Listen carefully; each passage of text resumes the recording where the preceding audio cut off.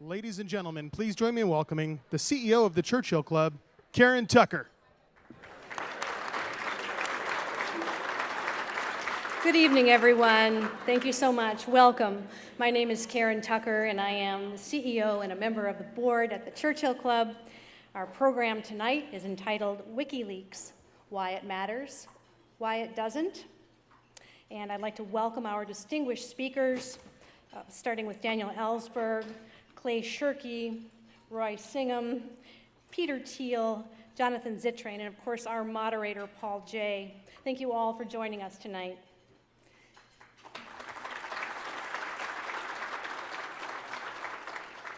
And I would also like to thank our program partner and sponsor, ThoughtWorks. It has been a great experience working with the ThoughtWorks team to develop this program with some help also from the Real News Network. At ThoughtWorks, we definitely could not have done this without you. Thank you. Hello to all of our viewers watching the live stream on Fora.tv and the Real News Network. The program will be available on demand on those two websites and also on the Churchill Club YouTube channel after tonight. Before we kick off, a few brief announcements about upcoming programs. Next week, on January 26th, we'll be up in San Francisco with another timely panel entitled Location and Privacy, Where Are We Headed? With speakers from Microsoft, the Federal Trade Commission, Reputation.com, and CDT. And on February 16, we present a Churchill Club Great Debate. Is software patentable? Should it be? And we have speakers there from Fenwick & West, Gabriel Venture Partners, and the Free Software Foundation. And finally, on February 24, we present former Sun Microsystems CEO Scott McNealy in conversation with former Motorola chairman and CEO and also Sun president Ed Zander. And they're going to be talking about the legacy of Sun Microsystems, perspectives on where the industry is headed, maybe some advice about which database to buy. Probably plenty of surprises. So details of these and other programs can always be found on our website at churchillclub.org. For those of you less familiar with the club, we are a nonprofit, member-supported, unusually lively business and technology forum with 7,000 members. We're now celebrating our 25th year. And if you're not a member already, please do consider joining us and enjoy the benefits that come with membership, including special access to more than 30 programs every year.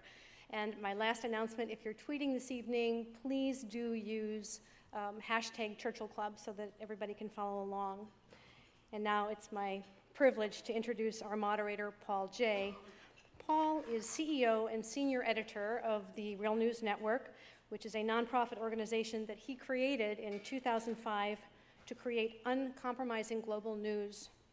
Paul has been a force in the Canadian media for over 20 years.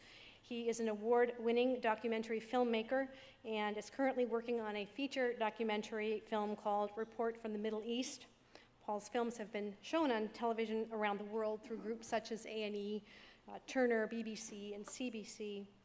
But not content with just documentaries, Paul created and was the executive producer of CBC Newsworld's daily flagship debate programs, Face Off and Counterspin, which for 10 years were the primetime Canadian national debate shows about the news of the day. And we're very happy to welcome him back to our stage at the Churchill Club. Please give your warmest welcome to Paul J.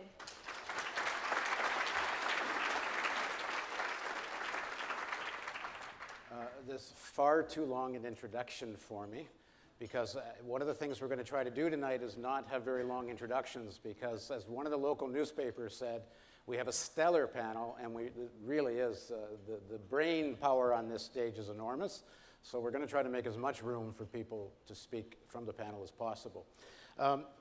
This topic we're dealing with is an issue of rights, and I think that's going to be the theme that will run through the evening. The rights of government to keep secrets, the rights of people to know what their government is doing, the right to have transparency. In the most recent case with WikiLeaks, the issue of foreign policy. Does government have the right to carry on a foreign policy that's publicly one thing and in reality something else? And do the people have a right to know that? It's also an issue about private companies. When do private companies have the right, or do they always have the right, to put commercial interest first? Meaning, if you get a call from a senator, in the case of this specific situation, Senator Lieberman's staff, we're told, calls Amazon, whether it's coincidental or not, because Amazon claims that phone call did not lead to Amazon taking down WikiLeaks, but they did, and they weren't the only company that took down WikiLeaks. The right of a private company to say, this is in our commercial interest, not to get into a war with a senator. And the right of public discourse on a platform that's primarily privately owned. What happens to public discourse when it's all moving to the internet, but the internet is delivered primarily by private companies? So what do we do about that? How will the public interest be defended there? But it's also very much an issue about whistleblowers. And in this day and age, the only place whistleblowers are really going to get to the public opinion, both in the United States and globally, is on the internet. And right now, there's a fight taking place about that. And there's obviously a very zeroed-in campaign to try to close down WikiLeaks altogether. So to start us off, probably the best-known whistleblower in the United States, and certainly renowned for his courage. And I'm not going to go on and on about him because I promised you no long introductions. Daniel Ellsberg is the former State and Defense Department official, and as you all know, he was prosecuted for releasing the Pentagon Papers. Daniel.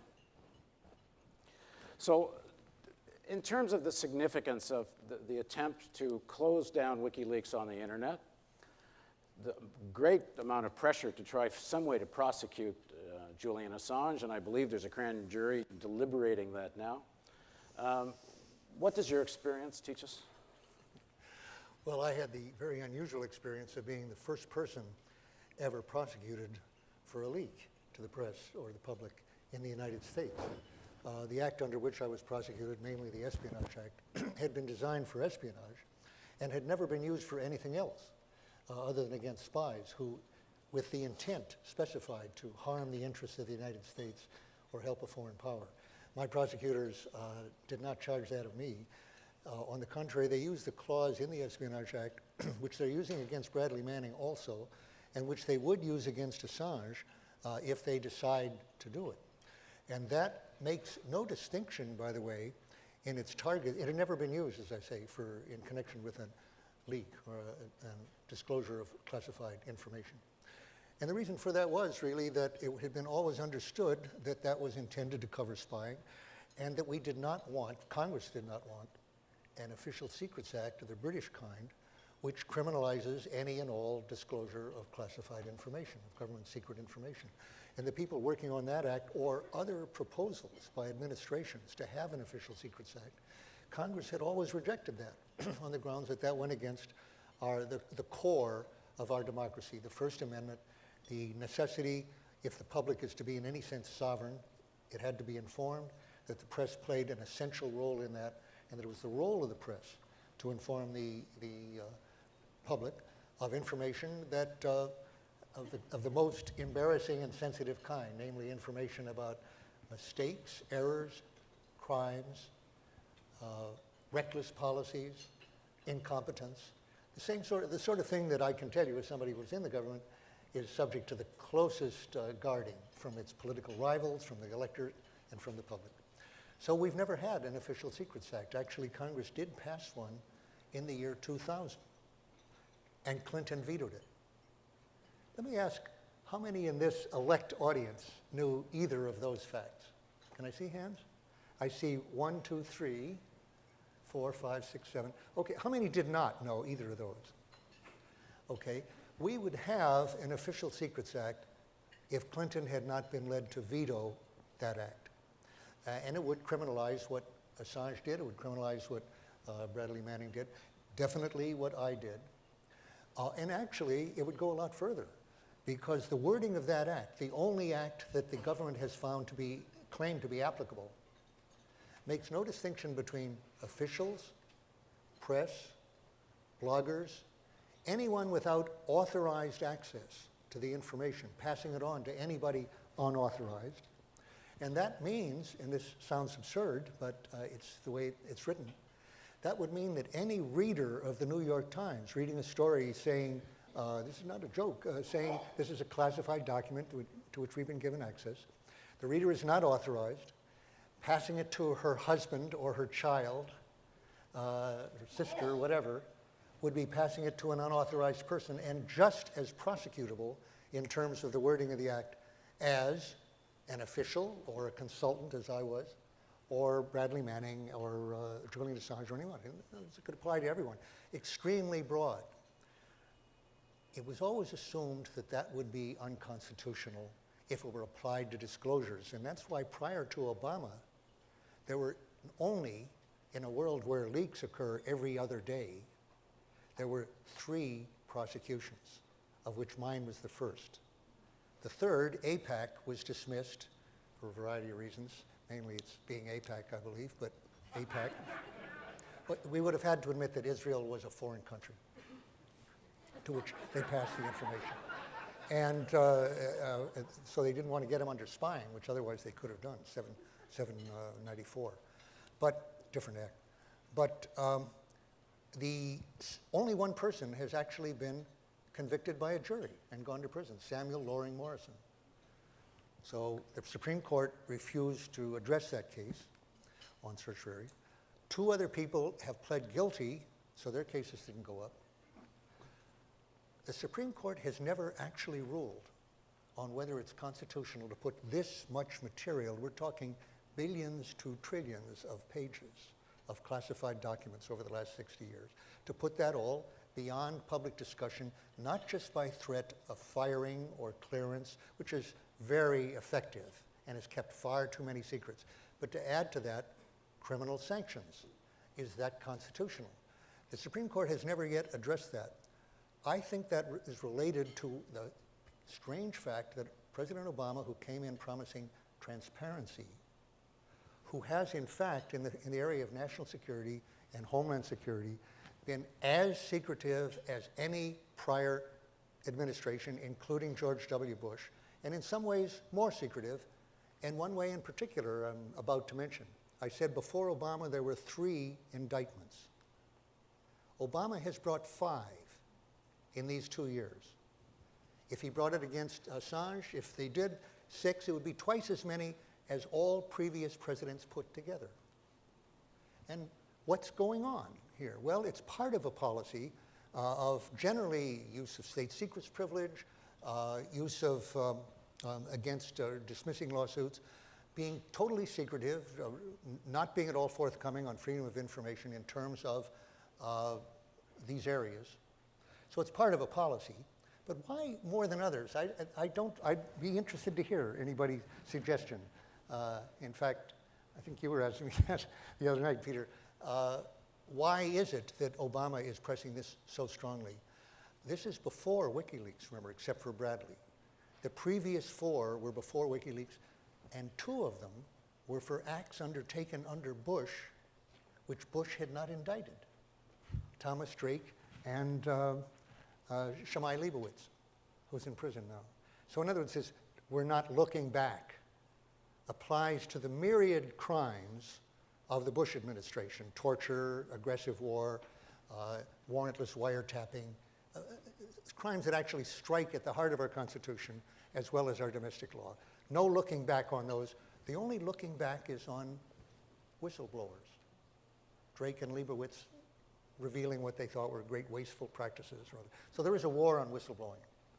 To me, and again, why Obama so much, I have a hypothesis. This is just very speculative.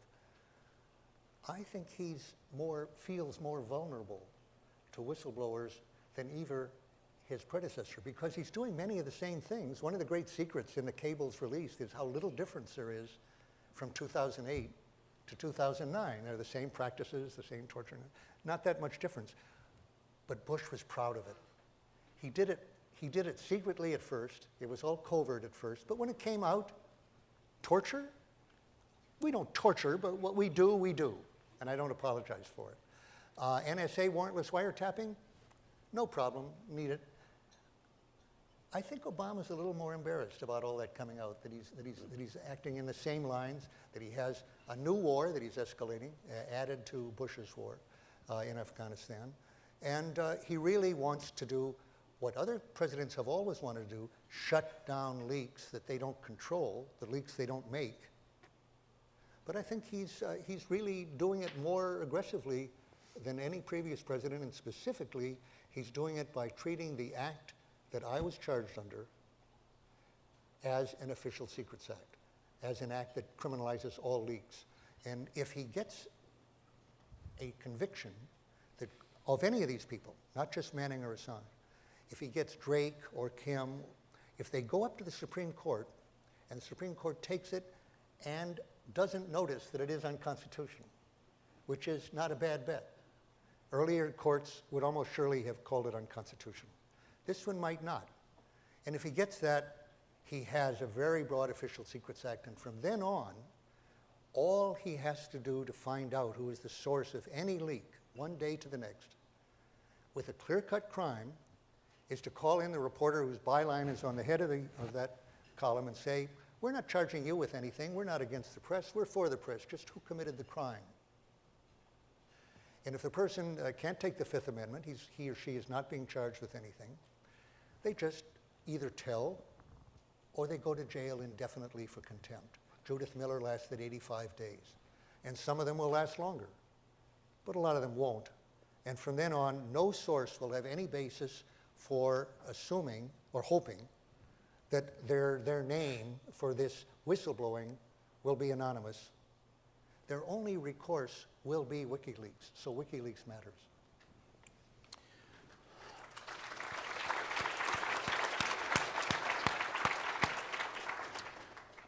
I should have said in the beginning what the format for this evening is. Each speaker will speak for about 5 or so minutes, and then I'm going to open it up to the panel to question or comment on what the first speaker spoke about. And over the course of the evening, each speaker will get a chance to speak. So I now throw it to the panel. Any questions or comments or argument with Daniel Ellsberg? I'd like to start by echoing what Mr. Ellsberg has said about the national scope, the previous national scope of all of these leaking cases. I mean, the remarkable thing about the Pentagon Papers case is that the Supreme Court decision there, New York Times versus US, all actors were local. You were local, the Times was local, the DOD was local, and local to the United States. And that judgment meant that all of the decisions around the Espionage Act of 1917 could assume American membership of all of the participants and could assume essentially the full scope of the rule of law. What I think is really remarkable about what WikiLeaks has done is that they haven't just internationalized this, the transmission of leaks. They've actually globalized it, by which I mean it's not just happening in another country. It's not just happening in France instead of here. WikiLeaks is actually the first truly multi-homed journalistic organization we've ever seen. And the fact that there is no one place for a government to get its hands around changes things quite dramatically. Because I think that when you look at this situation from the point of view of the leakers, of someone who thinks I have some information about secret wrongdoing that ought to be exposed to the view of the public in a democracy, any leaker who looks at what happened with Judy Miller is not going to take the New York Times view of that, which is we did the right thing, our reporter went to jail, we defended her. They're going to look at it from the point of view of, under those circumstances, the US government was willing to jail someone indefinitely for contempt. And the answer is, do not leak to a source in the same nation as the information is about. And that strikes me as a permanent change. Anyone with a document of any importance to leak, I can't imagine them leaking it to their own national press rather than going through a WikiLeaks-like service and coming back to the national press, simply because of the getting around the very problem Mr. Ellsberg is right. It's an interesting thing because Canada has a law against the Canadian security establishments tapping phones within Canada. Australia has the same law in Australia. So they traded. Australians listened to Canadian conversations. Canadians listened to Australians' conversations. They both beat their domestic law. Except now what's happening is that non-governmental actors are going to start playing the global game. It's very interesting. Anyone else want to jump in on this before we move ahead? Well, I do think the question about transparency and it's very interesting how there's this question where the transparency is directed. Is it directed at individuals or at governments? And I think I think we see this even in the Assange case, where on the one hand we have this amount of incredible transparency about what's going on. I found most striking in the Middle East, and the serious risks of a massive escalation in Iran, possible escalation already going on in Pakistan, Yemen, various other places. And so there's sort of a set of transparency related towards making government more transparent.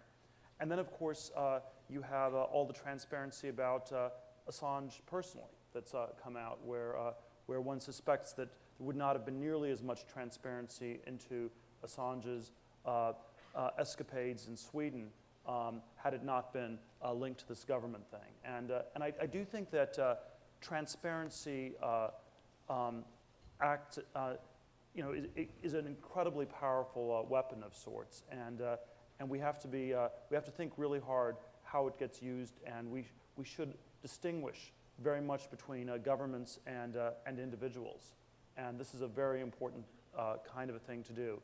That and one of the big differences is governments have the power of the state on their side. They can use violence, and we should be following the violence and seeing where it leads.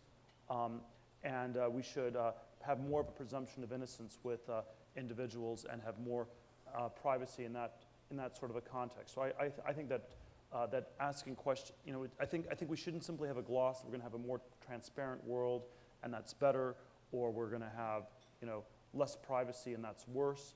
But we have to ask some very tough questions about where the transparency is being increased and how that changes the balance of power between states and individuals. I had a question, maybe Daniel follows it more closely than I do, but the SHIELD Act that they're trying to push, that I think the House Judiciary, are you following that? I did follow that, but the no SHIELD Act that's ever been, this is to allow reporters to protect their sources in front of grand juries and in other respects, but no SHIELD law has ever been proposed that would cover the transmission of classified information. So it doesn't actually relate. Actually, Representative Issa, who claimed to be in favor of the SHIELD law and was one of the sponsors of it, I think, is believed to have changed sides on this particular, but he's particularly using the WikiLeaks case, which is absolutely unrelated to the SHIELD Act debate, as an excuse for having kept that out of a vote in the last session of Congress.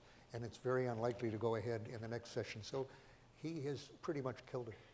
On an excuse. There's no rational basis for it. But just so for the audience knows, the reason my mother came tonight is to see Daniel. I have not been able to see my mother for weeks, but when he came, I got to see my mother tonight. So this is a big honor for the family.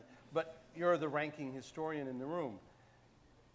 1971 to today, obviously a big change in landscape of all these different parts of American life. I remember that you weren't so warmly thought of in 1971. You don't look old enough, right? I warmly thought of you, but I think many didn't. And I, in fact, was watching a story on Martin Luther King. The Washington Post and the Time magazine wrote an article about Dr. King 1 year before he died, denouncing him as a demagogue and all this kind of stuff. It's very interesting how history judges people in context. Fast forwarding, do you think these last 3 years we're at one of those other historic moments? I know Clay thinks, you call this the Amsterdam Moment, right? Which I totally thought was brilliant. Clay's a brilliant fellow too. Which, for those who don't remember the story, which was it was the 1500s. Nobody in the room remembers. Remember the story, but well, that's true. But the Catholic Church at the time, the Bible was sort of a secret, and publishing was not so cool. And the printing presses of Amsterdam went on strike because of fighting secrecy. And Clay calls this our generation's, the internet generation's historic moment Do you agree with Clay that that's where we are? Well, it cuts in several directions. For the behavior of the government, or the attitude of the government towards leakers, there really isn't that big a change. The truth is that it's funny, there is a mantra going up right now lately that Pentagon papers good, WikiLeaks bad. Ellsberg good, Manning bad. I've never had so many establishment Let me figures. interrupt just by reading this, an Associated Press report. Even as prosecutors build a case against the Army private suspected of passing hundreds of thousands of diplomatic cables to WikiLeaks, the State Department is promoting a documentary film that celebrates Pentagon Papers leaker Daniel Ellsberg. Amid its struggle to contain damage from the WikiLeaks revelations, the State Department announced Saturday that the film, The Most Dangerous Man in America, Daniel Ellsberg and the Pentagon Papers, has been selected as one of 18 films that will tour the world this year as part of its American documentary showcase.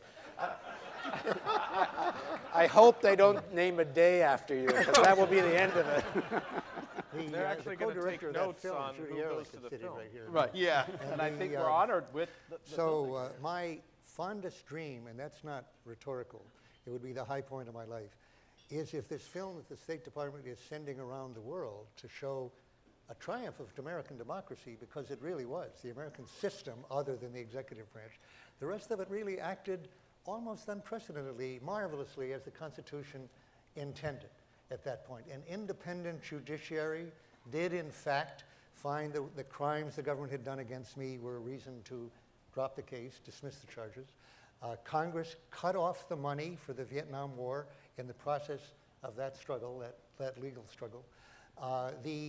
Actually, the president's actions against me while I was in trial were key to his charges in the impeachment hearings, which led to his resignation and helped actually end the war. So, this is quite a message for which the people of Tunisia have seemed to have gotten without even benefit of seeing the film, but that actually, and not exactly by constitutional process, but that one can aspire to have a democratic system in which you don't have to get killed by the hundreds in order to change a criminal regime. But on the other hand, the acts for which he was facing, namely, I mentioned earlier, going into my former analyst's office, doctor office, to get information to blackmail me into silence about new revelations about his administration while I was on power, using the CIA as a secret police against me, doing a domestic profile and helping that burglary, by the way, which was against their charter then, hearing me on warrantless wiretaps, which was illegal then and made even more illegal a few years later as a result.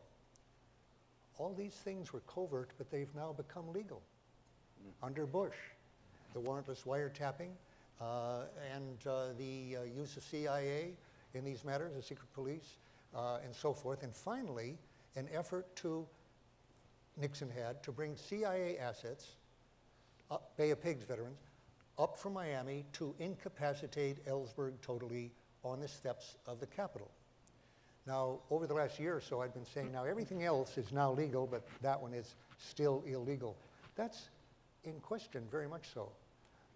President Obama, through his Director of National Intelligence, Blair, has identified an American citizen who is on a hit list for total incapacitation, Anwar al-Awlaki in Yemen, far from a battlefield, a civilian, for assassination by special forces units, same kind that were used against me. The difference is, so the actions are the same. The difference is that Nixon did all those things covertly and faced impeachment as a result. Now, they're legal and can be said, this is not a good progression. This is a descent into an abyss, actually.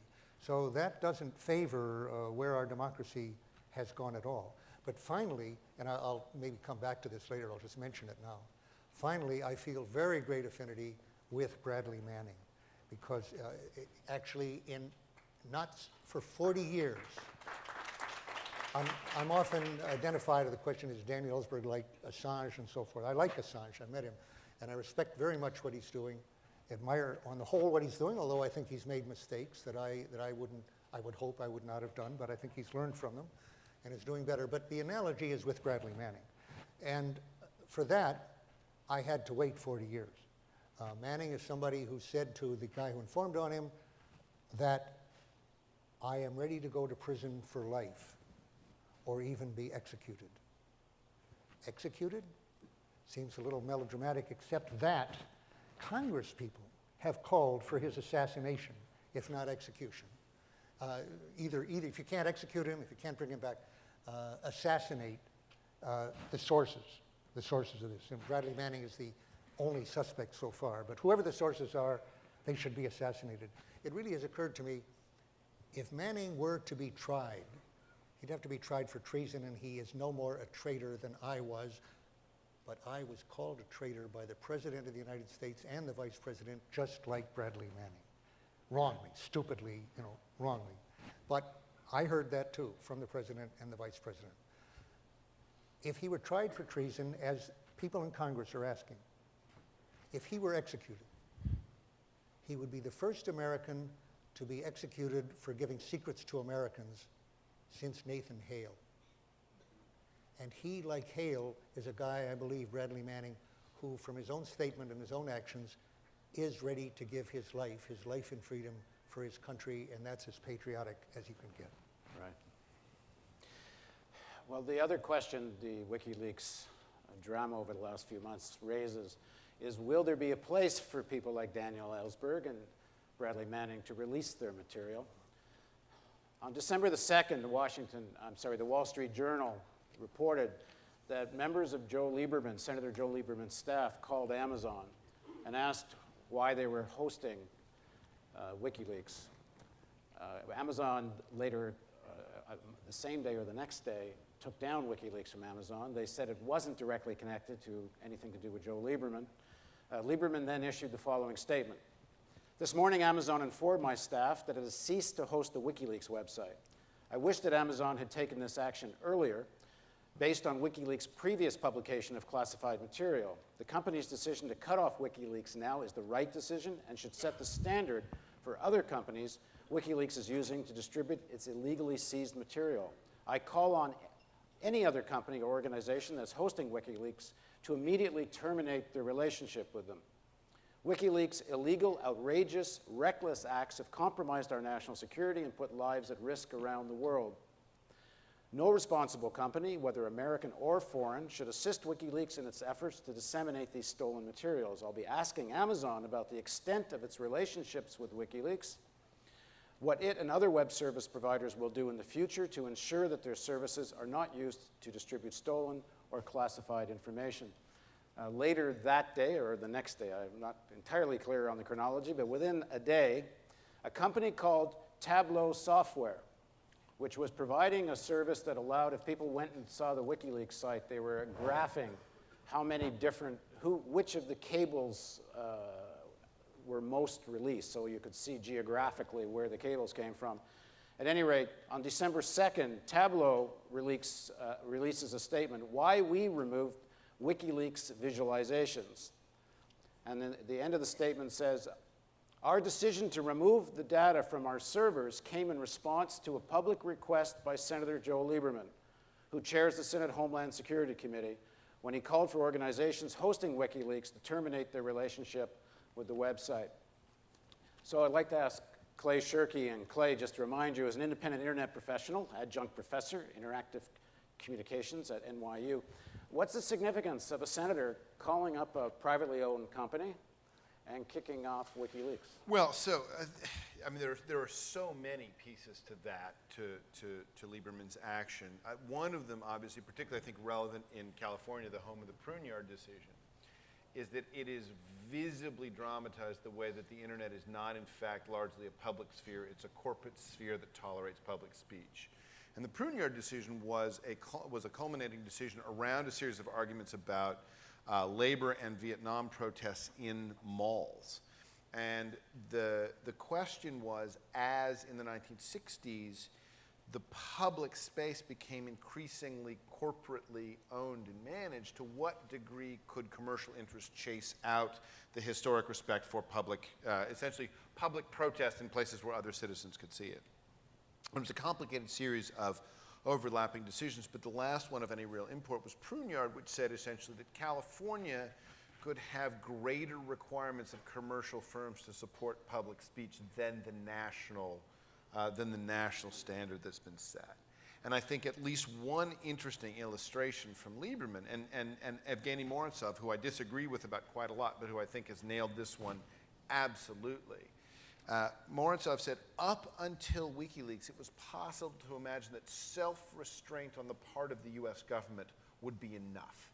That the government would work through legal channels rather than bullying corporate firms. And I think Lieberman has given the lie to that hope for self-restraint. The other interesting thing about Lieberman that I think has been enormously clarifying is that he is one of the few intellectually honest actors in this part of the debate. So, no, seriously, the Lieberman moment was this whole business of Ellsberg good, Manning bad, Pentagon Papers good, WikiLeaks bad, was basically a kind of attempt to wriggle out of the plain ramifications of the Pentagon Papers. And Lieberman said, no, that's not what we mean at all. What we mean is the Pentagon Papers case was wrongly decided. We would like to re-adjudicate it, and we want all media outlets to be punished. And he went on Fox News and said, after WikiLeaks, it would be good if we were to go after the New York Times. So Lieberman gave the lie to the idea that there was any kind of obvious legal or moral difference between the Times as a media outlet and WikiLeaks as a media outlet, and said essentially, we are after a National Secrets Act. And I think the fact that Lieberman's actions demonstrated that Amazon and eBay and PayPal or PayPal owned by eBay, Amazon, eBay, Visa, MasterCard, Tableau, et cetera, could attempt to damage WikiLeaks' ability to distribute content with much less process than it takes to get on a terrorism watch list indicates how vulnerable the current infrastructure for public speech is to that kind of action. Peter, you were one of the founders of eBay. I'm sorry, PayPal. PayPal. You later sold PayPal, but if PayPal later, after Amazon took down WikiLeaks, PayPal refused to do their transactions anymore. What do you make of this issue of the right of a private company to defend its commercial interest, the right of public discourse, the need of the public to have access to whistleblowers, and to shorten the question, if you'd been running PayPal now, what would you have done? Well, fortunately, there's always this sort of thing where you don't have to answer difficult moral cases if you're not in a situation. So there are all sorts of people who get placed in very difficult situations where you either do what's right, and which is very courageous often, or you do what may be wrong and it's not very courageous, and most of the time people end up doing the latter. And fortunately, most of us often do not find ourselves in either of those two situations. And I have not been running PayPal since 2002, and so I did not find myself in that confronted with that personal moral dilemma. Now, what I do think ends up happening in most of these cases is companies will cave, and they will of course say that that they are respecting people's rights and the privacy issues, but in practice they cave, and it's sort of a companies are to the government like the government is with terrorists. Government with terrorists, the line is always, we never compromise with terrorists. And then there's the unspoken footnote is, except in every specific instance. and companies with the government, it's always, we're going to basically stand up for people's rights, and if you look at the various commentary around the WikiLeaks thing, you've got sort of various forms of corporate boilerplate to that effect. When you peel it back, maybe it doesn't mean quite as much, but then in every specific case, there is incredible pressure brought to bear on companies to cave, and I think there are sort of two somewhat different perspectives I'd offer, and that one is there's obviously this somewhat of a moral perspective where we would like to have absolutely heroic people as CEOs running these companies and saying that we're not going to compromise, and occasionally you get that. And then I think, but what I think we also should be trying to bring about is a balance of power that's a little bit different, where there aren't so many hooks that you have to be gone after, and where the penalties are not so extraordinarily high. And we live in a society where there are a lot of laws. It's not clear how they get applied. There's a book I read the other day, 3 felonies a day. The average person in the U.S. commits 3 felonies every single day. And it only takes a really clever prosecutor to find out. And so, a given company, it's not just an issue with respect to a specific giving the government a right to this thing or that thing. It's likely there are all sorts of areas a company, or an individual for that matter, is engaged in that involves a lot of legally gray zones, because we have a lot of super complicated laws in our country, and nobody really knows what the law is and what it isn't. It's incredibly vague, and it can be used in all sorts of arbitrary ways. And that's why I believe that even though we would like to have very heroic people, the reality is most people, much less most CEOs, are not like Ellsberg, and that's why I think we have to put this in the context of really reducing the power of the state to use violence against individuals and corporations. How would you do that? I think that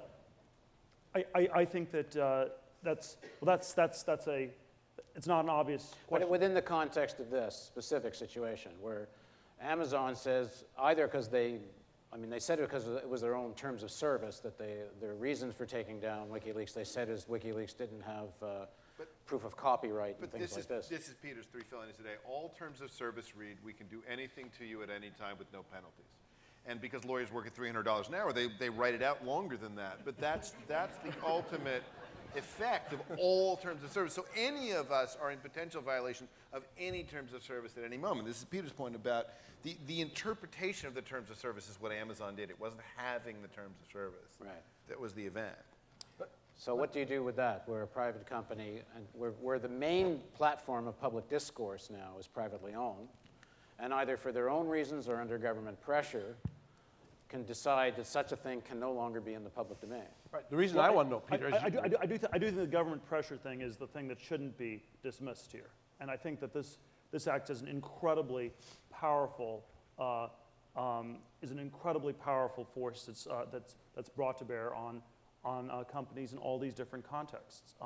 There are most companies, especially most larger companies, sort of are entangled with the government in all sorts of different ways, and you do not want to get a reputation as a company that is sort of operating outside the law, because we have a lot of laws and they will be brought to bear against you, and it's somewhat arbitrary how they get brought to bear. And I don't necessarily have a straightforward solution to it, or I don't know what you do. I think having more transparency into it is probably helpful.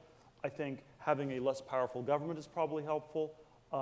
And then obviously, to the extent we are supportive of people who take a principled stand, that would also be very helpful. Even though it's the sort of thing where, in principle, you never negotiate with terrorists, except in every specific instance. Roy, do you want to take your 5 minutes? So I was actually dying to hear Peter's answer, because I think most of you know he's known as a mild libertarian at times. And to me, this is, I have a lot of libertarian colleagues, and so we have healthy debates. And to me, this is one of those interesting issues. So the Valley, many libertarians live here, many business people here, they don't like government intervention, but to me this is a very difficult issue in my mind for the libertarians to address, right? Because I actually agree with you. I'm very opposed to the power of the current government, how much they have, so we actually have a lot in common.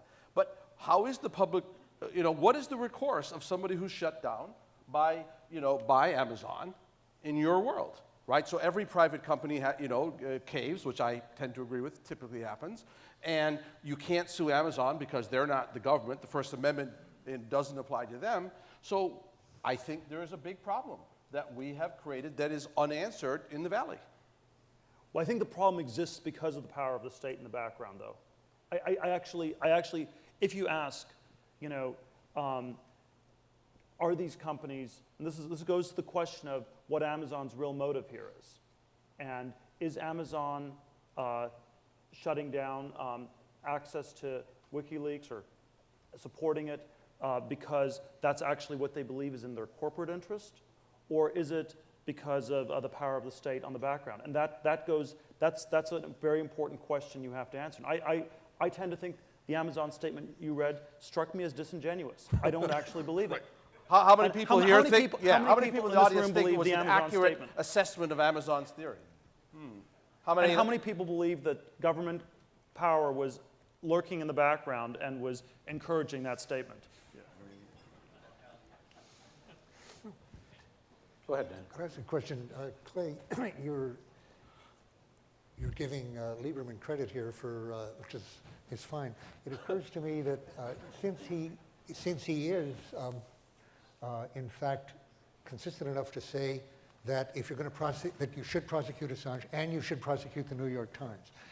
It is the case, as I was saying earlier, there is no US law that can criminalize anything Assange did that does not apply exactly equivalently to the New York Times. So how about Lieberman's pressure now for extra-legal, extrajudicial pressure? Why isn't he calling for boycotting of the New York Times? And isn't that perhaps the next step? The New York Times is, in fact, putting out, the New York Times actually selected the cables to come out of this, basically it's editorial judgment of them. They made the judgment. So if Lieberman is against that and says it's against the law, which his reading of the law would indicate it was, why isn't he also saying that the New York Times should not that anybody who reads the New York Times is supporting an organization that's involved in an illegal activity? Well, so in this case, I think it may be because soft power will work better than hard power, which is that the Times, on the same day that they published the first Cablegate stories, also had a very long profile of Assange that was tremendously unflattering. This is the John Burns story. Yeah. And the bizarre thing about that story is that, I mean, Julian could drown cats at home in his basement and it wouldn't change one fact that appeared in those cables. And so going after the person, right, was a way, I think, of the Times kind of propitiating national sentiment. I mean, Julian is a gift to the press, right? He's a monocle and a Persian cat away from being a James Bond villain, so he makes really good copy, particularly if you've got a photograph of him to run. And I think, right, no one ran a similar profile of Curveball, who was by proxy Judith Miller's source when she was putting forward the weapons of mass destruction story in the New York Times. Had someone run that kind of story about Curveball saying we should be skeptical of the sources of these revelations, that, in my view, should have been front page news. Putting the Assange, the tremendously unflattering Assange profile as front page news next to Cablegate was, I think, the Times' way of saying we won't defect as far as we could. And I think Lieberman recognizes that He wants to prosecute them, though. He wants to prosecute them, yeah, and he's said that, which again is, I think, I disagree with it, but I think it's intellectually honest. But I think he's also, I think there's a hard power argument outside the U.S. Assange is not a U.S. citizen. Iceland is not a U.S. country. As you know, one of the members of the Icelandic government whose tweets were subpoenaed by the FBI tweeted, "Does the FBI know that I'm a member of the Icelandic parliament?" Yeah. Like, I mean, it was, our ability to reach beyond the borders of the U.S. is constrained, and I think Lieberman is looking for, looking for ways to affect that. But I think he's engaged in a game of chicken with the local press, saying, if this is what we can do to a media outlet like WikiLeaks, we'll come for you next. So I think he may feel as you imagine he does.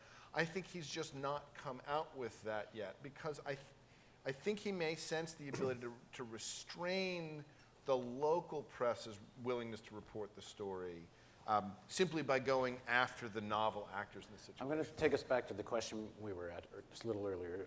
Jonathan Zittrain, am I saying it right? Yep. Is a professor of law and professor of computer science at Harvard. He's co-founder founder of the Berkman Center for Internet and Society.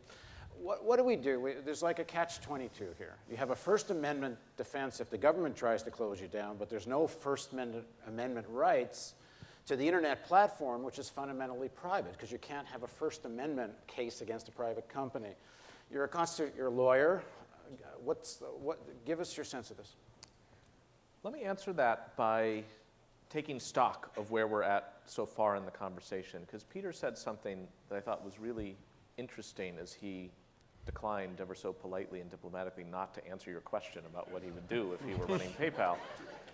And it almost gets back to Clay's point about Lieberman's intellectual honesty. He, in a way, gave you an intellectually honest answer, because the easy answer, especially given how the conversation has shaped up so far, would be like, if I were running PayPal today, I'd tell those feds to, soak their heads. Go drown a cat in the basement. Where did you get that, Clay? Anyway, but he didn't say that. What I heard between the lines of what he said was, so much of our actions are defined by the role that we are in. That we have a role that is distinct. We owe duties to people near us. And he says, I don't want to put too many words in your mouth, but if somebody's running a company, they are under extreme pressure. And it can be awfully hard to second guess them, at least in the say that I would do something different when they are confronted with, you name it, a Patriot Act Section 215 order that says, not only do you have to do this, but you can't tell anyone that we asked you to do it, and here's our badge.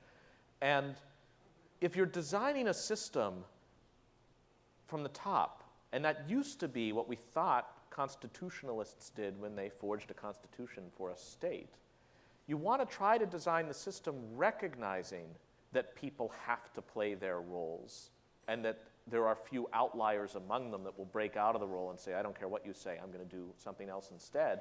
And somehow try to set up the pieces so that the roles are arrayed, so that they are actually in healthy conflict, and that sometimes one side wins, sometimes the other side wins, and the good stuff comes out of this conflict if the pieces are set up right. That's the classic idea of separation of powers.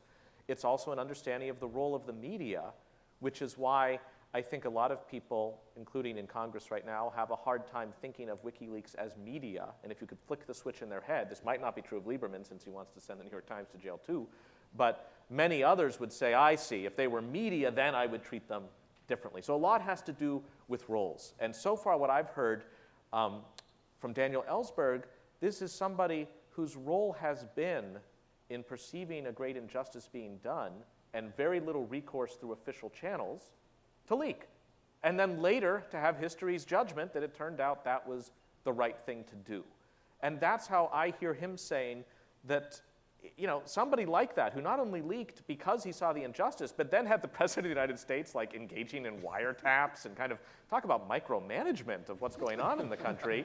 Like, of course your view is going to be, not only I don't trust government, but the American government has really kind of let me down, might be part, to put it mildly, of his view. And of course, Peter's view as a libertarian, of course, after he's done saying what he's saying, and therefore the government should be smaller. Of course that will be his conclusion. That's his case to argue. So, all right, now let me circle around to your question by then taking on a role which is just to sort of prevent too much violent agreement among the panel here, so to play the role a little bit of the law professor. What I didn't hear from Daniel was an assertion that the government is not entitled to keep any secrets. And my guess is he wouldn't say that. What he said was he was against a hypothetical, not yet passed Official State Secrets Act that would immediately and without question criminalize anything leaked that had been marked as classified. But there are some classified things, whether they're nuclear codes or something else, that we would all get together and agree that should stay secret. If that's the case, I think the right question for all of us to ask is, how do we want to set up the pieces on the board, knowing that there's been this huge sea change called the internet, for which it's much easier, and just generally technology, to take a thumb drive or a CD marked Lady Gaga, as was the case, and instead of it being Lady Gaga, it's all the secrets, thousands and thousands of cables, and just put it out there. What do we do about that? And one possibility is to say, as the government trying to be enlightened about it, we can still be against leaks. We can be ready to prosecute certain leakers, maybe even prosecute certain intermediaries. The difference, by the way, might be motive. If your motive is to inform the public, that might be okay. If your motive is to damage the government of the United States and bring it down because you hate it and you are its enemy, that might be a different motive. And in criminal law, motive can matter a lot. That's also, by the way, when you think about the difference between a leaker and a spy, because there's only been a few leakers that have been brought under this title, a leaker is a spy who shares the stuff with everyone. Spies are more selective with whom they share the leaks, right? You're only leaking it to Russia. If you leak it to Russia and everyone else at the same time, you're a leaker, not a spy. But of course, everybody's getting it. But the difference is motive. The spy has a motive only to help Russia. The leaker may have other motives. So I think we have a healthier ecosystem if it's not true that primary parts of it are so controlled by a certain handful of corporate choke points that they are then compelled to play their role. And we should expect at some point, even though part of our role will be to inveigh against them when they do play their role, to try to convince them maybe to be a little more free, we shouldn't have to have a system that depends on that level of response from companies. And you might see it consistent enough from company to company, and I think a libertarian could still accept players who are not governmental but not corporate in the classic sense either, that there's actually a role for .org. I would hope that the media sees its role as not simply corporate, to maximize its profits, and good stories do that. So thinking through ways in which we could set up a system so that people could, in the words of one of my student groups that just presented on this yesterday as part of a class we were doing, leak responsibly, which sounds like sort of a contradiction in terms, especially the likes of Joe Lieberman. But could you leak responsibly? Could you come up with a system that processes it so that we agree that maybe this should come to light, but there should be redactions to protect sources and methods? How can we build a system that will do that? And WikiLeaks itself maybe has slowly been pushed or co-opted into that direction. When they were first founded, the idea was send us the stuff, we'll send it out again. We're basically BitTorrent. But that's more or less what happened this time. WikiLeaks, as Daniel pointed out, did not dump 250,000 cables. That's what JZ is saying. Yeah, but in spite of that, you Yes. still have Lieberman staff, and you still have Yep. Amazon responding. Yep. So the question is, how do you create a structure where there is a public space where a First Amendment right would actually apply on this platform that's privately owned? Yes. And just to answer your question doctrinally, so I'm not dodging it, that wasn't a comment on you before. Now it was, but it wasn't meant to be. Clay mentioned the Pruneyard case. The antecedent case to that is called Marsh versus Alabama. It's a wonderfully brief, short case from 1943, I think, before they had word processors, so you couldn't copy and paste, really short. And it involved the Gulf Shipbuilding Company, which was a company town. And it was kicking people off the public squares of the company town because it owned the public squares too, and said, look, it's just trespass.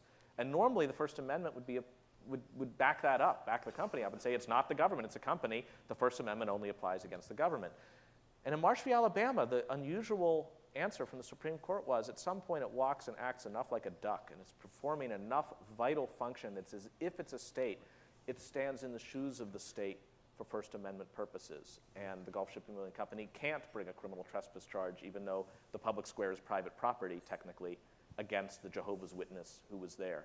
So there might be a remedy, either to say some private companies, in essence, are so much providing the sidewalks here that are normally public squares that a la Marsh v. Alabama, we will treat them that way. Only problem there is Marsh v. Alabama has not been followed since Marsh v. Alabama.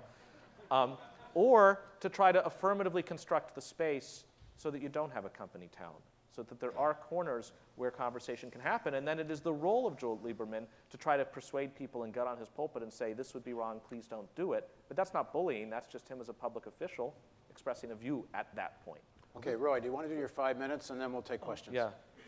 All right, so I unfortunately am one of the few who is an executive chairman and has to balance the delicate positioning of our company and our views. And I have to say I was very intimidated by being on this panel with all five of you because you sort of know more. So I've been studying for the last 7 weeks in terror, Karen, trying to make sure I'm prepared for this. But I would say that there was a big moment. I was in India with our colleagues when the story broke. And there was 400 thought workers in a room in India, and there was silence when the story broke about Amazon. And it's quite different, the reaction outside of the United States than inside the United States towards this topic. I would say the majority, I had this wonderful letter from one of my colleagues, a Swiss woman developer, rather apolitical, saying, I'm so embarrassed by what America and Europe has done on this. It is if we don't think that this is a watershed moment for young people who have lived their life in the internet to see that the government and companies are colluding against something that they believe is their birthright, we are missing a major issue in how people emotionally, especially outside the United States, are reacting to this issue. But I want to start with a story real quick about 4 people who are heroes. And Peter Chase, their names are Peter Chase, George Christian, Janet Nosek, and Barbara Bailey. Any of you have heard of these people? Okay, everybody ought to know of them. Now, I know in the tech sector we like to call ourselves geeks, but there actually are other professions where you have geeks like Peter. And librarians happen to be one of those. And they're 4 rather quaint librarians, these 4 people. And they don't like your coffee shop, mug in the library. They actually have this quaint view that librarians ought to serve the pillars of democracy. And what happened to these people was that they were the recipients of a national security letter, which is an unbelievable, talking about thing I agree with Peter. Here is a letter that the federal government, the FBI, can issue without a warrant, without a judge, without any process, and it comes with an even more Orwellian feature called a gag order that is for life, that you can't talk to your wife. These 4 people who decided to take on the role of fighting against the state, 4 librarians against the state of the United States, they had to lie to their children about the existence of this gag order, right? This gag order doesn't say you can't talk about the substance of the order. It says you can't talk about the gag order. And this actually was these people wanted to testify in Congress against the Patriot Act reenactment because they were saying this is a draconian measure of the government, and they couldn't testify because they would have had to admit that they were these people. So hundreds of thousands of these national security letters were issued between 2003 and 2006. It's become sort of, important to read the Constitution at every meeting nowadays. So I want to read real quickly the 4th Amendment for those of you who might have forgotten it. The right of the people to be secure in their persons, houses, papers, and effects against unreasonable searches and seizures shall not be violated, and no warrants shall issue, but upon probable cause, supported by oath or affirmation, and particularly describing the place to be searched and the persons or things to be seized. There is nothing further from the 4th Amendment than a national security letter and the power that it's giving the government. And again, the Orwellian nature of this gag order, for those of you who believe in 1st and 4th Amendment rights, the idea that you cannot tell your neighbors about these things, in my mind, is a prima facie case of an attack on these amendments. So what did these 4 librarians do? They launched a 1-year case against the government. They were known, in their circles as John Doe. Eventually, the good news is they did allow themselves, they became the first 4 Americans who could admit that they had received a national security letter. When the FBI Inspector General looked at these cases, massive use of abuse, and the fact was 52% of them were against American citizens. So my question to us as technical people in the room, where are the librarians in the tech industry? Where are they? Where is Peter Chase and Janet Nosek in this room? I view I would say in my life, I have to admit, I've learned more in the last 7 weeks about the question of these issues. But I want to call out for us, because we are the tech sector, 2 companies that I did think the opposite of what the cowardliness of Amazon. One of them is Zipwire in Philadelphia. They supported the right of WikiLeaks to receive money and allowed the American citizens to exercise their right to dissent. And the second company was a Canadian company, which was the DNS provider. Going back to your point, about the question of DNS providing. You pull somebody's DNS registration off, that's like, if that isn't a public service, I don't know what is. And so here was this Canadian company that, EasyDNS, which came in and provided the DNS providing service, a massive service, to this person. There are 2 other actors that I wanted to mention. Some of them are in this room, and one of the most important cases was Yahoo successfully rejecting the Justice Department's ludicrous argument that if you've read your email, the government doesn't need a warrant to read it. So thank you, Yahoo's in the room, for a very important case for protecting the right for my read emails to be read by others. The second measure is for Twitter in their negotiating with the Justice Department around, this was actually not an NSL, it was, I think, 2073D. Yes, I've been trained now. That's what these things are. And here was, but the thing, it also had a gag order. But what Twitter did was they negotiated against the gag order, which is why Brigitte Jonsdottir was allowed to then release the subpoena, which I read was quoted.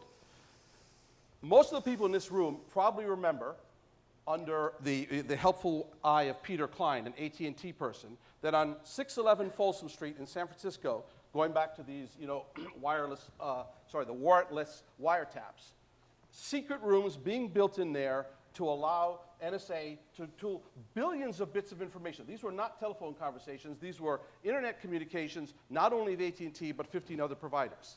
My second question for the people in this audience, what is the mathematical chance that these rooms do not exist at Facebook and Google? How do we know that Yahoo and there aren't members in this audience who are in the same compromised position as the librarians who have these gag orders? It is inconceivable to me that such rooms or such kind of activities don't exist. I think we've tried to talk about one of the things we've discussed is what are the values and principles that as the internet community we ought to try and protect. So we've sort of come up with 3 quick ones, or 4. One, and I think, Peter, you and I would agree with this, is where the people of this, the existence of a free and transparent internet has actually been one of the most democratic things that has come across in human history. The fact that the barrier to entry, that somebody with a cell phone in Alabama or Zimbabwe has access to the internet, this is one of the most profound leveling events in human history. And if we don't protect that thing that we have built so hard to cherish, we have failed our children.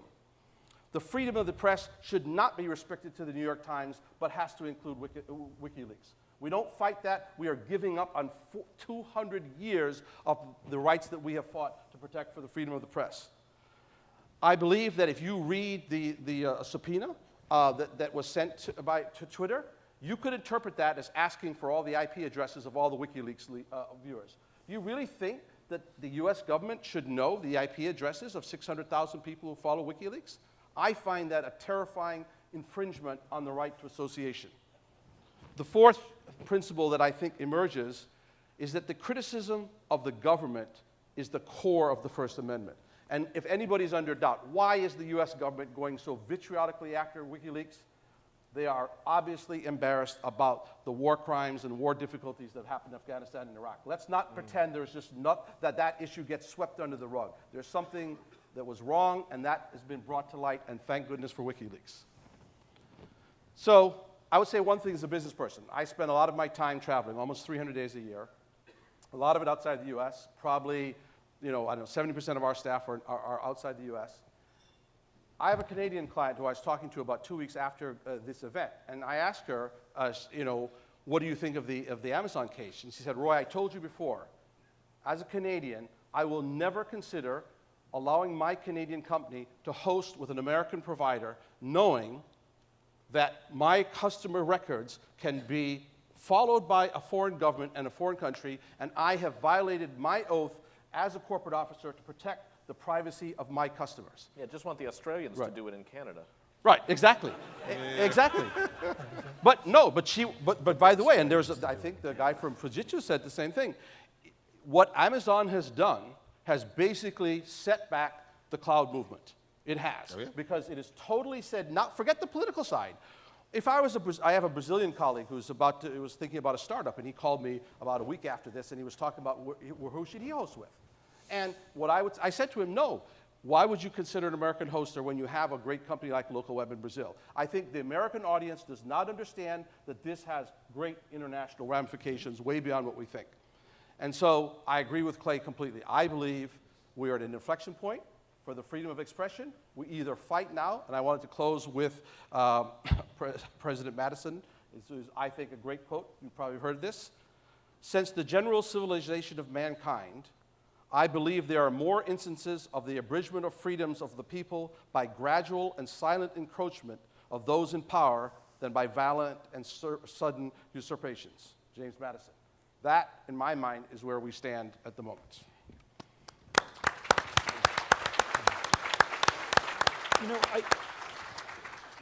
I do want to voice a bit of a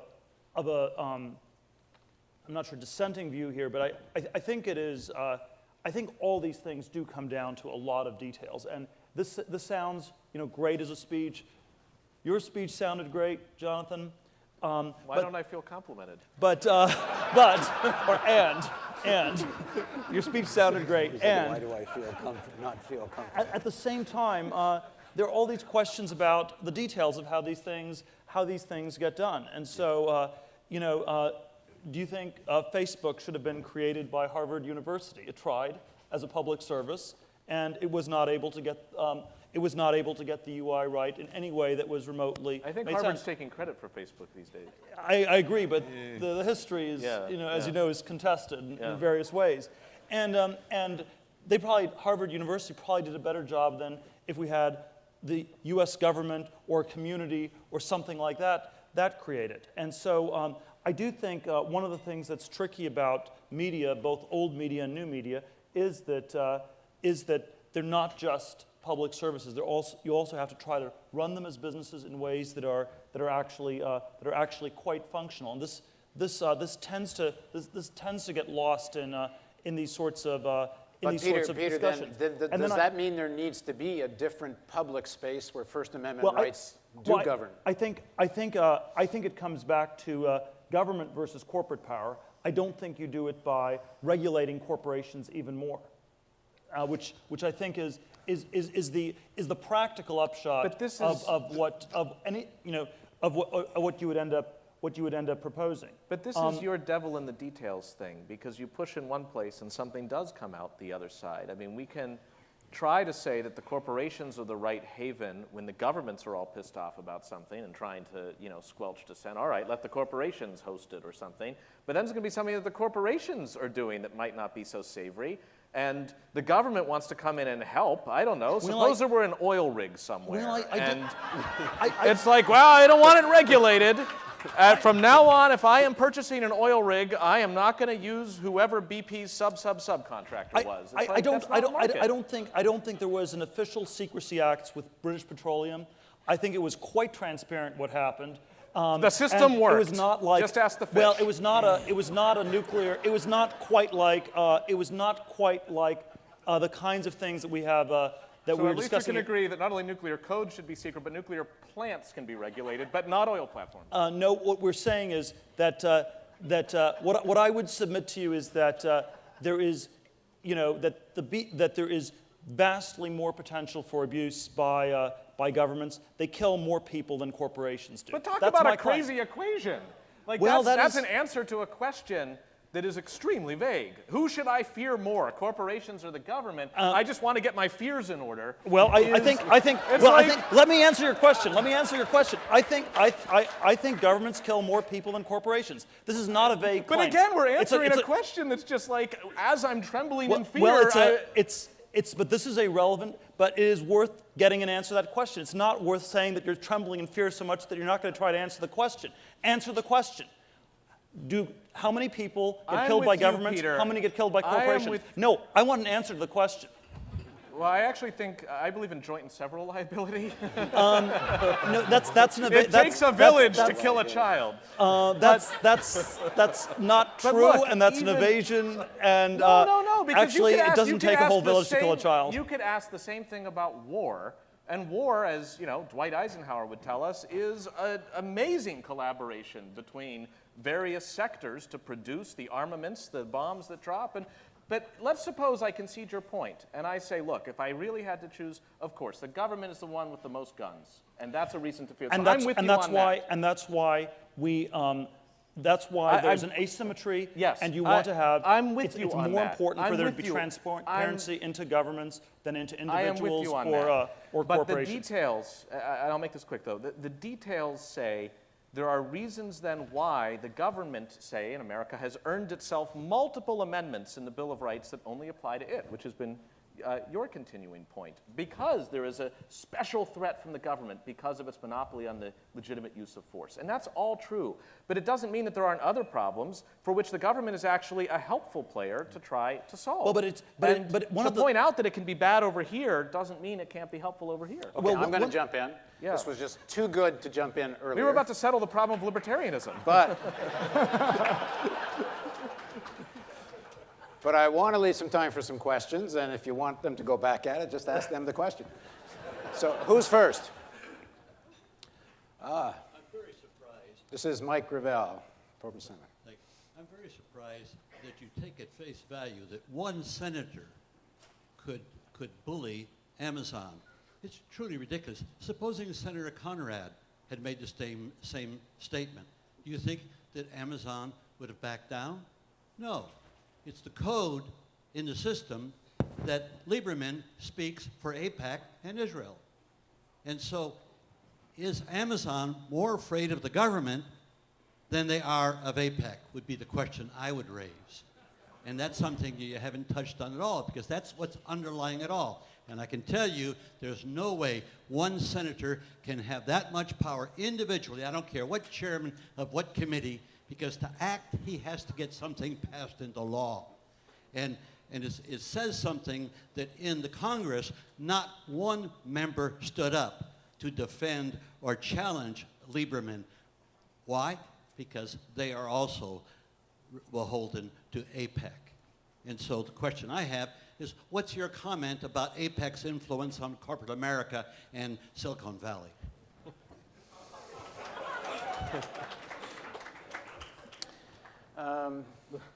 Well, I mean, that's a whole evening. I have to say that just on this, I want to just say one thing. I mean, in terms of what's been released so far, Israel, and if you read the Jerusalem Post, were not perturbed.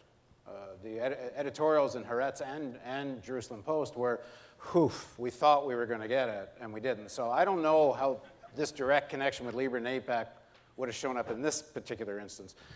That being said, does anyone want to take a crack at this? I do agree that it's not Lieberman. I also think that, let's face it, the mood of the country right now, when you have people saying, let's assassinate people, these are national secrets, no business person wants to be perceived as not patriotic, right? Beyond Lieberman. I don't necessarily know that it was actually Lieberman. I don't know, because all of us are speculating. It wouldn't surprise me if some marketing people were saying, you know what? We have more American customers than we do outside the US. This is viewed as an issue that is going to get us in trouble with American. We need to be seen as being, you know. So I'm not convinced. I agree with you. I don't know that it was just one senator calling that actually had this impact. So I suspect the broader issue, it goes back to what I was trying to get at. I agree that the government is dangerous. We don't actually agree. We shouldn't gloss over our disagreements. The what? On which one? Well, anyway, sorry, I don't want to interrupt you. All right. Go ahead. No, but my point, my only point is that the real substantive issue is there was no redress, right, easily for these companies. And if everybody's, my disagreement, where I think I do disagree with Peter, is if in fact everybody eventually folds, as Peter suggests they might, then there is no redress for protection of private citizens and the First Amendment and the press. And I'm sorry, the libertarians don't have an answer for that, in my opinion. Okay, next question. Can I just say, Yeah, go ahead. Jump in quickly on this. I think there's almost a question echoing around, including down to the one we were just asked, which is, if your view is that the system is just basically corrupt down to the root, and just, you know, you flick the bark on the tree and it's about to fall over, you know, Soviet Union, dry rot inside kind of thing. If that is your view, then you may have one particular set of conclusions that follow about how appropriate or how much history will vindicate, say, the indiscriminate leaking of documents from the government in question. You're going to have one view if you actually think it is so corrupt that the existing avenues set up within the system for redress of grievances are themselves all foreclosed. And at that point, you kind of do the Hail Mary pass that says, yep, I'm going to take a thumb drive. I haven't had time to read these cables. Let someone else do it. Here, Julian, you look like a good guy. Why don't you look at it?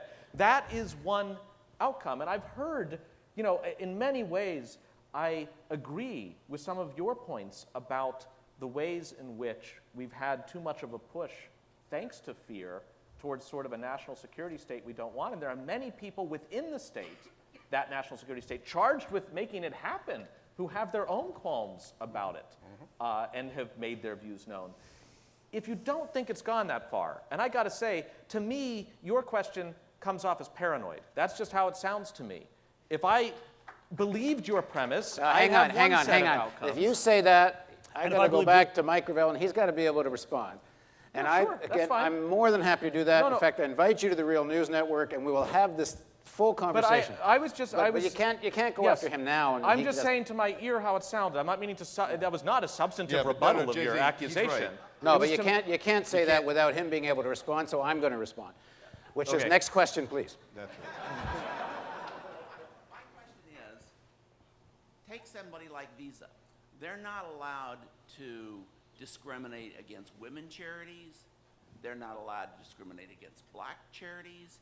They're not allowed to discriminate against people who want to contribute to the Republican Party. Why are they allowed to discriminate against the WikiLeaks charity? Why do they have this power? Who wants to take that on? You're the lawyer. If I don't want to answer the question, all I have to do is say you're paranoid. So, but I haven't said that. Thank you. One interesting thing about the question is it sort of presumes American law is what we're talking about. And that gets a little bit to Clay's point about international and global and such. And of course, Visa is a global concern. It's used around the world. But one of the lines it knows it can't cross is within the American law framework. And you're right that certain things that would amount to discrimination on the basis of race or gender are specifically prohibited by federal law and anchored in the Constitution. But aside from those few handful of red lines, I think actually, unless somehow it's an antitrust issue or we get to Marsh v. Alabama again, if Visa decides they don't want to process any payments to any company beginning with W, they're entitled to do it. They don't want it to give it to Republicans, they're entitled to do it. But of course, they might not do that because that's going to cost them money. So, I mean, this ultimately gets back to the question, what would make them not process it for WikiLeaks?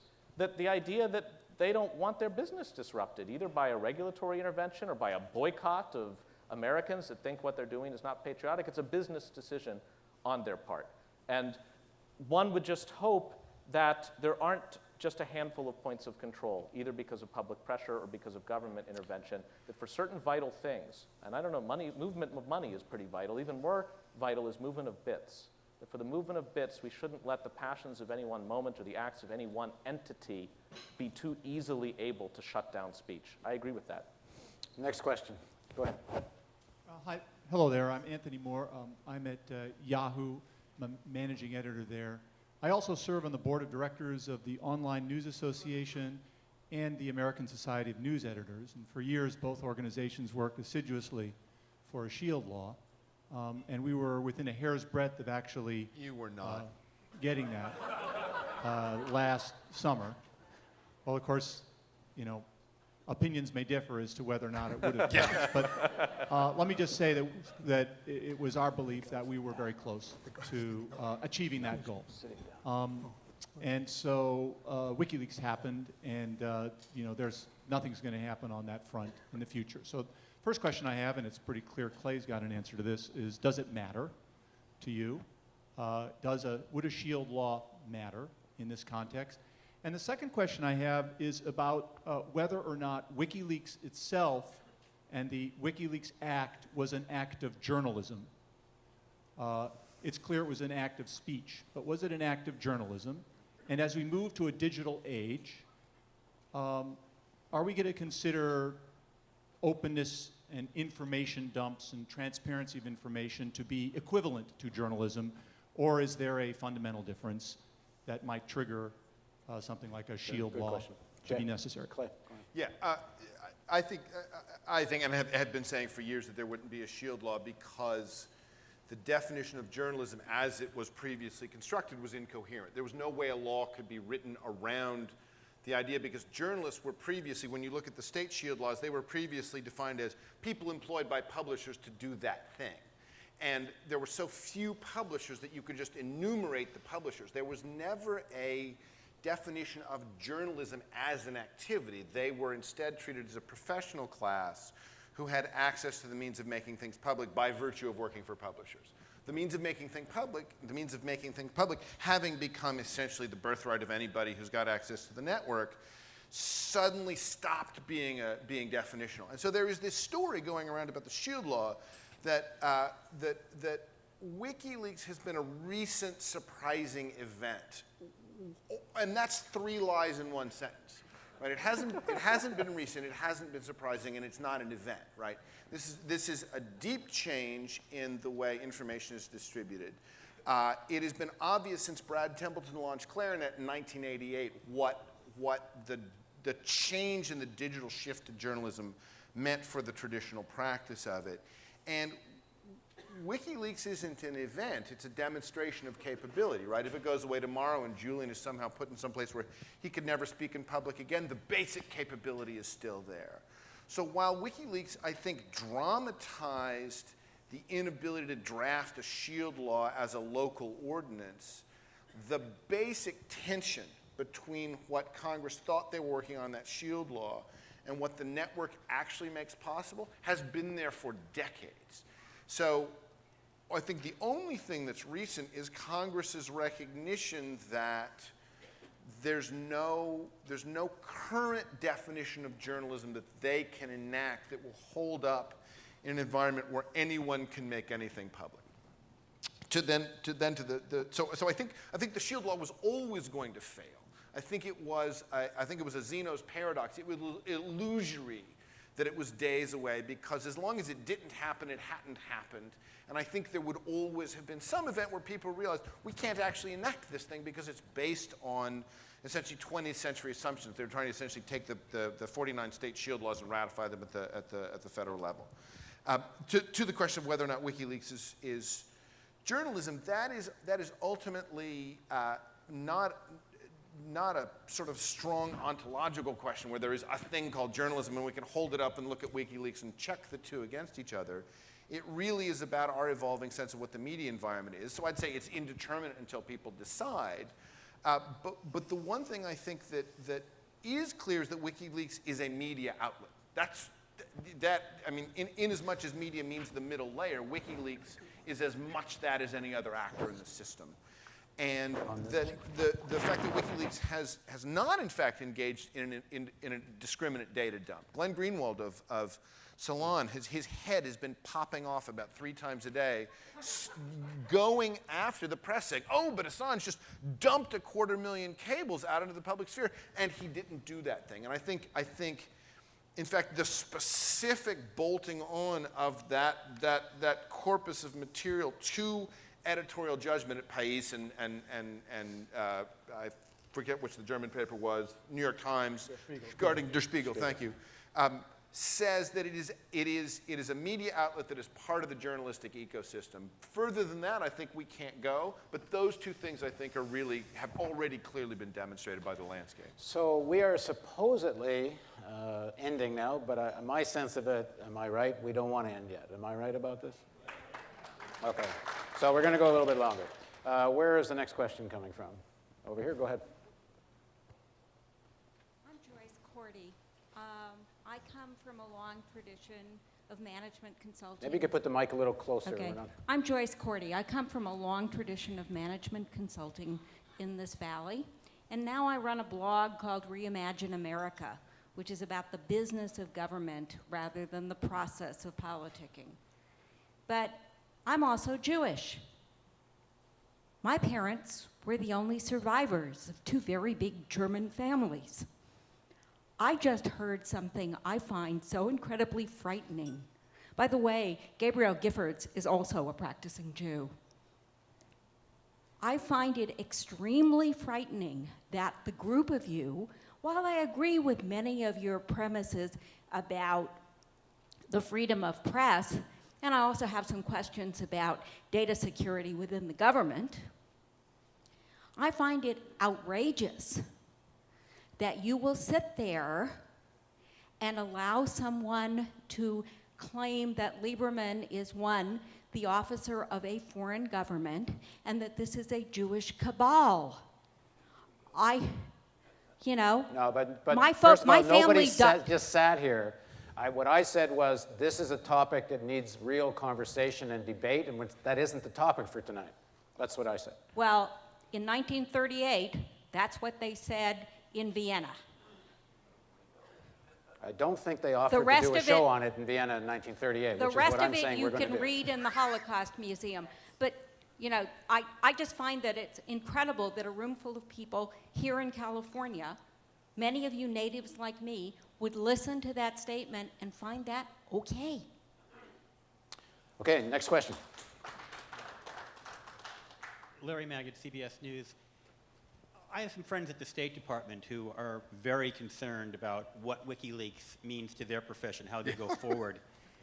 No, I mean, you can laugh about it, but you know, it's very fashionable to honor our servicemen and women in Iraq and Afghanistan. Well, these are patriotic Americans who are trying to do their job. And so the question I was trying to ask for my very young friend at the State Department, who's very worried about going forward, how is he going to be able to conduct State Department business? How is he going to be able to brief his superiors on how foreign leaders ought to be treated? And I think it's a legitimate question in this era of WikiLeaks. Well, I'll paraphrase it and just give a quick answer, and then I'll give it to Daniel, maybe. Just in terms of facts, this WikiLeaks was a release primarily from the CEPRnet, which was essentially the internet for the government, especially for the State Department, that was then opened up to the military. Apparently, as many as 2.5 million people have access to CEPRnet. So one would think, if you really wanted to keep a secret, maybe you don't put it somewhere where 2.5 million people can get at it. The second thing is there is another network, which is for top secret, where the real conversations go on, the real classified conversations go on.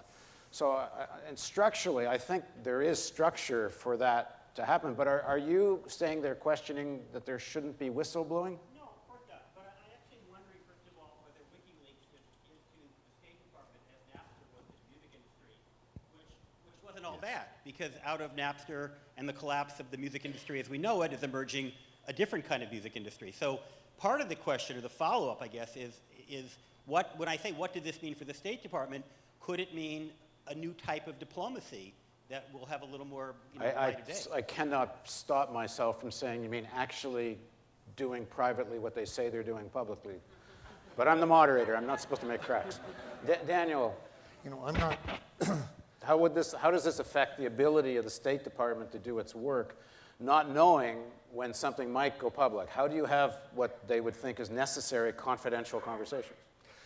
You know, I think it's very striking that of the possibly hundreds of thousands and possibly more than that, hundreds of millions, who had access to the CEPRnet and who saw the kinds of things that Bradley Manning saw. For example, to start with, the Apache helicopter, which was put on the video, which if you haven't seen it is worth seeing, by WikiLeaks with the editorial comment, the headline, Collateral Murder, which I thought was a rather well-chosen title. I say that as a former Marine infantry officer who has instructed on the laws of war to my battalion, as a battalion training officer, and to my platoons. It was very clear to me watching that video that Private Bradley Manning was correct when he looked at that and saw murder. Most killing in war, a lot of killing in war is not murder. Some killing in war is murder. What was on that video was murder. And he was the one who decided that it needed putting out. Earlier, he had informed his superior that men that he had collected as part of his job as an intelligence enlisted man was to pull in suspects and give them over to Iraqis whom he realized and knew, and his superior knew, were to be tortured, a clear war crime, for us to turn it over. The Iraqis were also committing a war crime, but for me to do that, for us to do that, knowing that they were to be tortured, is a clear crime. And moreover, it was accompanied as the cables which someone, and let's say Bradley Manning, he's the suspect here, turned over. Every time that was reported by Americans, we are handing people over who have been tortured or will be tortured or are being tortured. The order was accompanied by a superior officer saying, do not investigate further. That's a blatantly illegal order under the Nuremberg principles to be disobeyed if you knew the law. Most of them probably didn't know the law, but the law is, under our international obligations, it's a law that we must investigate any credible accusation of torture. WikiLeaks has now produced, thanks to someone, let's say Bradley Manning, an enormous amount of documentary evidence now that that illegal order was given, that no one exposed it except one, Bradley Manning, the one person who obeyed the law, I would say, on that case, and that no one's investigated. As far as we know, it has not been investigated in the while that has been out by the Obama administration. Now, as Commander-in-Chief, Obama bears ultimate authority, responsibility for those criminal actions. So, by the way, the one difference from the Pentagon Papers is the Pentagon Papers, which were about previous administrations when they came under Nixon, did not incriminate anyone in the Nixon administration. Actually, they didn't incriminate even people in the Democratic. They showed high-level reckless decision-making and deception, but not clear criminality. Actually, I could give other examples. These documents do involve clear-cut criminality, so I think the sensitivity, let me come back, sensitivity of this administration to that is, can be explained. But the something I would like to turn, though, before we end, I thought that Roy here made not only a profound statement, and I really appreciate being able to hear that, and I want to get your notes, but also a very unusual probing challenge to the businessmen, the corporate people and publishers and whatnot in this audience. It's a very select audience. And I know that his intention was not, you people are complicit, you people are to be blamed in some way, but rather a challenge. You're on the spot. You are facing a challenge at this moment of profound implications for our democracy.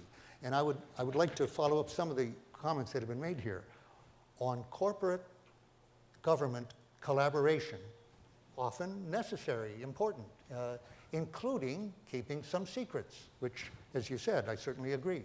There are secrets that should be kept. But the FBI, the NSA, the government, the executive branch, has two responsibilities in this area where they would like corporate collaboration. One, they would like total transparency of the public, of the citizens, of their private lives. They can't have too much information. They cannot have too much information about that. And for a lot of reasons, which I could go into, not just for prosecution, not just for whatnot, but for manipulation, for choosing their policies, for one gigantic focus group. But above all, how many of you here have seen the movie The Lives of Others?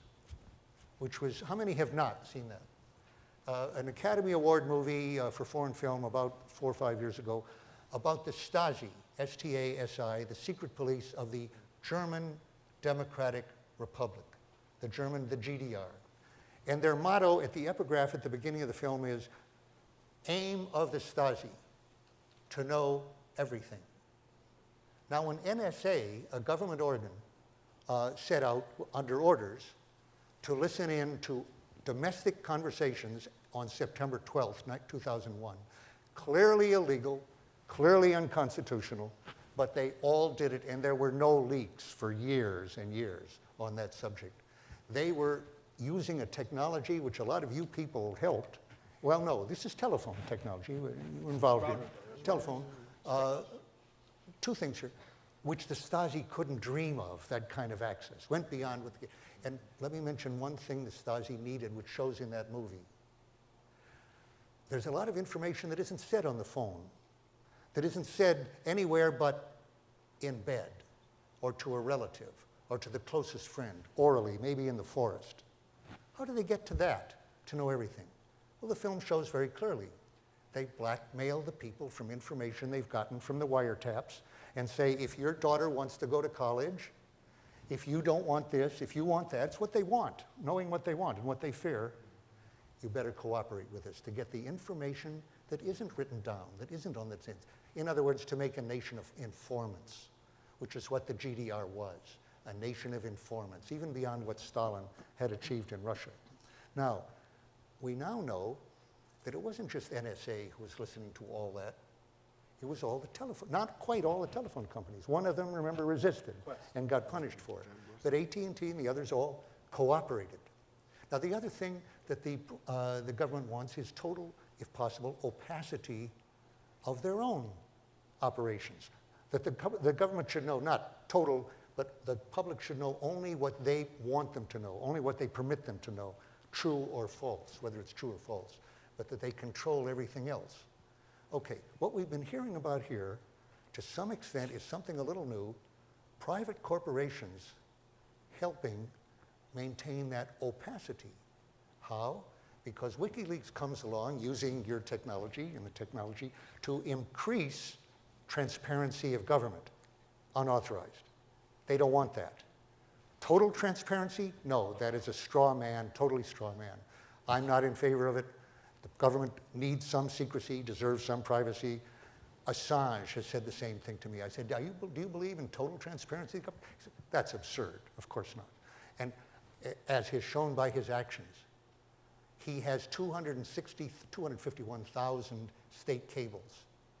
He has released on his website about 1,900 chosen by the press. He's given them editorial control in effect. He's released less than 1% of what he has and what someone, maybe Bradley Manning, gave him. That's very discriminate.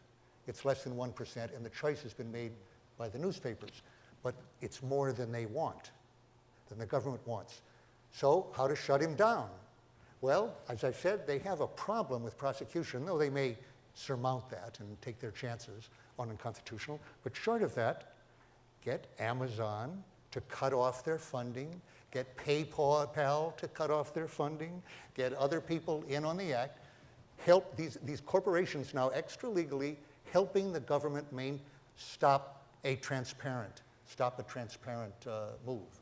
While on the other hand, one last point here, on Zuckerberg's Person of the Year account in Time magazine, I just looked it up. If you look at that plus the runner-up, who was Assange, actually had more votes from the readers. These are two people who both talk about transparency. It runs through the articles totally. Assange is talking about transparency, greater transparency, not total, of the government. You'll never have a lot of transparency, but he wants more. Zuckerberg is in favor of voluntary transparency, no real limits. And he says he has a blind spot on privacy. And really, total transparency of the public is not impossible. Now, that article in Time started with this anecdote. They're sitting in their transparent cubicle, in their open space in Facebook, and who bursts in but one man? I thought I'd be the only man with a tie on tonight, but like Robert Mueller was the one man in the room with a tie on, and he was older in a suit, and he comes in and he says, I was just in the building and I wanted to say hello to Mark Zuckerberg. So he says hello to Mark Zuckerberg, a little chit chat, and then he leaves, and everybody's saying, what the hell was that? Now, nobody asks the question, why was Mueller in the building? He's the head of the FBI. Who was he seeing in the building? To what effect? The question didn't seem to be asked, including in the transparent, but later in the article, which has some interesting questions in it, makes the following point. Google, Facebook, Twitter, but they're talking about Facebook, have an unparalleled database about the desires, the likes, the preferences, the values, everything else of people in the world, including the US, bigger than the FBI, they asserted. They said, Mueller is lusting after, is very anxious to get that, and will come with subpoenas. Have they come with a subpoena to Facebook? We know they have, in effect, to Twitter. Roy asked the question. You gave an answer. You think they have, in effect, or maybe more than a subpoena. Do they need a subpoena? How closely are they working? This transparency, which bonds us together and gives us all so many friends that we didn't know before, but all these friends that are connected, gives the state an absolutely unparalleled in the history of humanity ability to know what's going on in its citizens, to find out who the dissenters are within the government. A leak I would like to see is from NSA, inside, absolutely opaque on this to Congress. How many congresspersons have you listened to in the last 10 years? How many sources? How many newsmen? We don't know anything of what NSA, they absolutely refuse to tell Congress. But it's not just NSA. The telephone companies were shielded. Now they're practically part of the government. Obama voted as a senator for immunity for the telephone companies from their dealings with the government. So they have this cloak of invisibility as government entities. Now that's for telephones. Okay, how about, as you said, how about for Facebook, Google, Twitter? Put them all together. If they're all working together, their ability to manipulate us, to know this, is absolutely antithetical to democracy, and together they could form the United Stasi of America. And I don't want that, and I think the challenge you made was people in this audience have the ability to decide that they are ready to take a risk in their lives to fight to preserve democracy in this country and to preserve us from total transparency to our executive branch.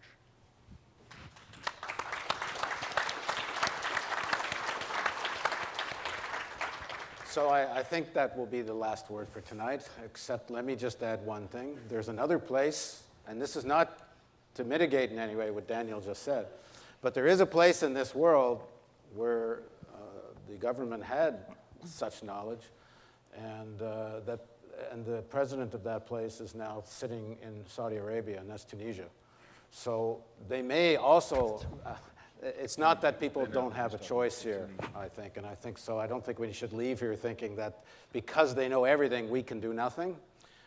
There's lots that can be done. And thank you very much for the Churchill Club for organizing this tonight. And let me also, I want to also thank ThoughtWorks again, because ThoughtWorks didn't just help pay the bill for this, but so many of their people put in so many hours to help book the panel and research and create this event. So ThoughtWorks really deserves something special tonight.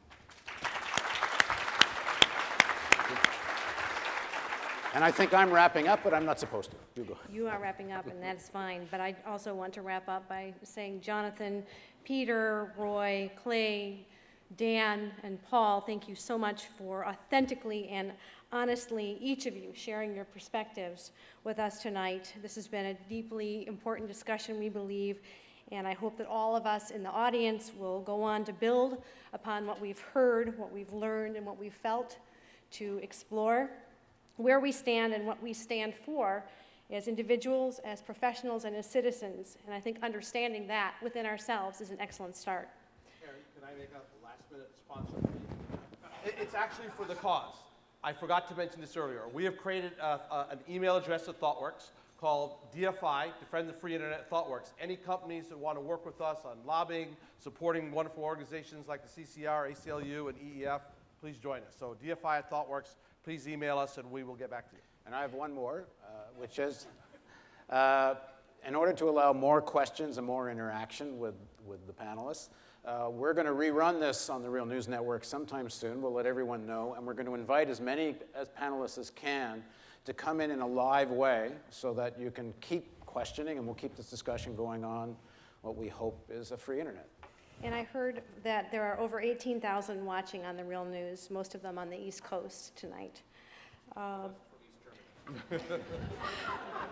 So as a gesture of our thanks, we would like to present you with our Churchill Club t-shirt. Oh, thank you. Please wear it proudly.